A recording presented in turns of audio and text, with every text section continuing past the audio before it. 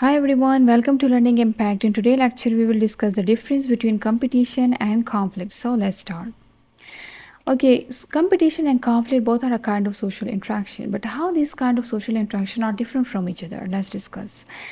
Competition is a kind of situation in which individuals or groups they seek to outperform each other within a set of norms. It will be called a competition. And conflict is that individuals or groups they have incompatible goals which lead to a direct opposition. So we can say that in case of the competition, the individuals or groups they seek to surpass one another. They try to create a kind of mismatch, so they will have a more access to a resource that is scarce in nature, and they follow a kind of set of norms, a kind of standards which they have to follow in order to achieve a particular resource. So that kind of competition is that kind of the process of outperforming each other is called competition.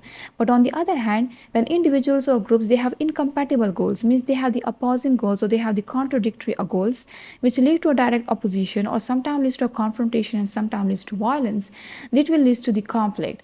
This will call a conflict when individual they have the personal disagreements or they have oppositions, so it often involves the opposition or confrontation. So both are a kind of competition, but when the competition involves a kind of incompatible goals, then it will be called a conflict. And if the competition is for the resources that cannot be shared, then it will be called a competition. Then duration, in case of the competition, it is continuous and ongoing. Because it tends to be ongoing and continuous, it is often structured and it is often the institutionalized, especially in a context like business, sports, and academics. And how it is considered a continuous one, for example, our forefathers were also competing in this society for scarce resources, and we are also doing the same. It is something which has been passed from generation to generation. It is a kind of the continuous process. But in case of the conflict, it is episodic. It arises because of a particular circumstance, or it is occasional. So we can say that conflict arises when there is a personal disagreement or a particular issue, and if once the problem get dissolved, then the conflict will get ended. So it depends on the occasion. It get on and off, depends on the circumstance or the situation. So for example, if we take the example of the conflict between the two employees over a particular project, it might be intense, but it will, if it get dissolved, then the project or solution, if the solution get found, then the conflict will get ended. Then there is a consciousness of interaction. In case of the competition, it is mostly unconscious. Unconscious means that the competitors they do not draw a proper strategy, and they do not take up the conscious or deliberate decision whether I have to take part in this competition or not.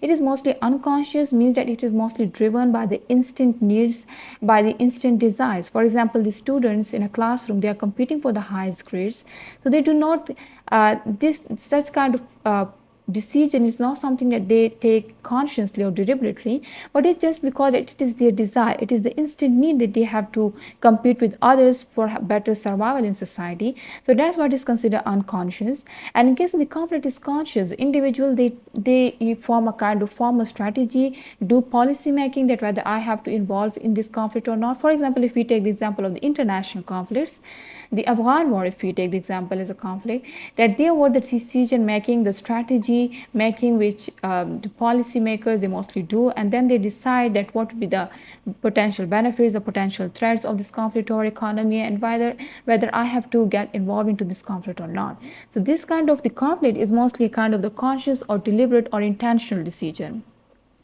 Then in case of the nature, the competition is something impersonal. Competitors, there is a possibility that the competitors they don't even know each other, they don't even know the names of other competitors. For example, I is a part of my society's competing for scarce resources. I don't know the other competitors there, and I don't have any kind of personal attachment to them. Also, in case of, for example, the other sports events like cricket, if we take the marathon, in such cases the players they focus on their own achievement. They don't have a kind of personal attachment to the other personalities, but it is a kind of impersonal competition. And in case of the conflict, it is more personal, it is more intimate, that the one participant has the kind of emotional attachment to the others.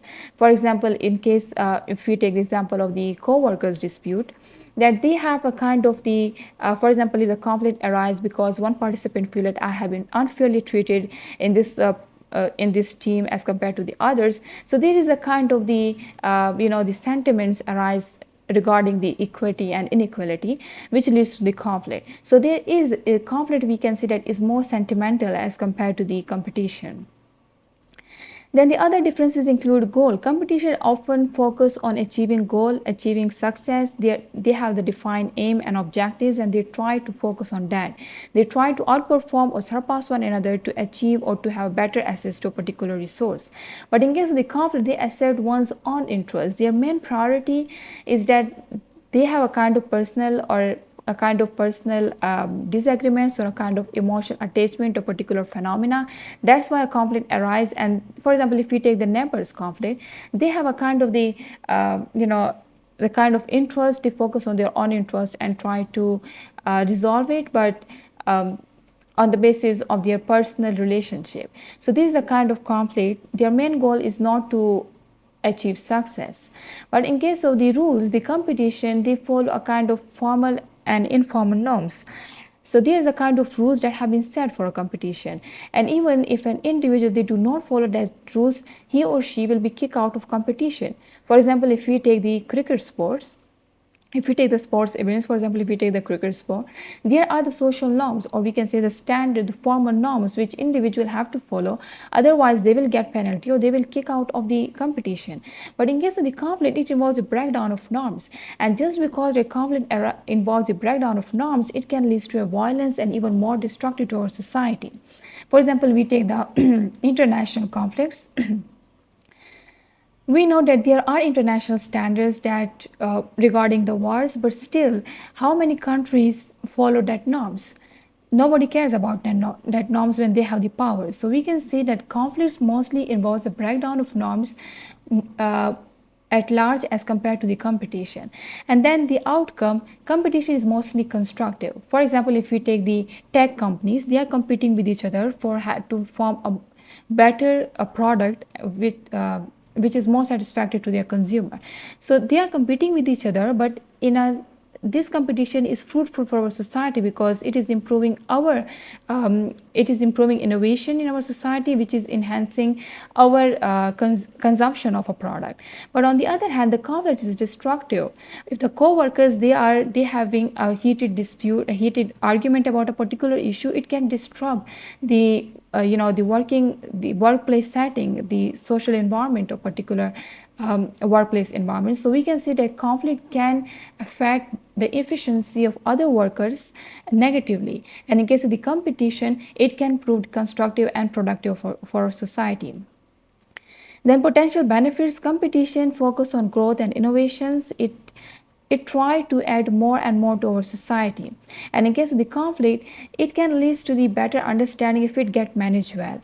For example, if the co-worker dispute get managed well, it can even lead to more unity in a project team. It can lead to the more efficiency, more strengthening of the internal issues, and it can make the team more strong than ever. Okay, then the potential drawbacks. In case of the competition, it can create pressure and stress, and it's something always we experience it in our daily life. For example, there is a scarce resources, and there is overpopulation who is striving for that. So it can lead to stress and pressure in society. For example, if there are few job vacancies and a kind of thousands of population is striving for that, as we mostly see in case of Pakistan and Indian society, it can create pressure on participants. But on the other hand, the conflict can lead to detention, hostility, and harm. But in a case if it not managed well, if the co-worker dispute doesn't get dissolved, it can lead to a long-term dispute which can affect the project in a long term. Similarly, if we take the international conflicts, it affects our economy. It affects our economy globally, which indirectly affect each and every country mostly. So we can say the conflict between the two countries can affect the whole geography. So the conflict create more hostility, more harm. It is more destructive for our society if it doesn't get managed well. And the examples of the competition is sports events, the business competition, the academic competition. And in case of the conflict, it is a personal disagreement. For example, a couple they have a disagreements over the parenting style, or the workplace disputes, or also the international conflict. These all are examples of the conflict. So this was all the differences between the competition and conflict. Okay, so this was the end of our lecture. Thank you so much for watching. Leave your questions in the comment section below. And like, share, and subscribe our channel for latest lectures. Thank you.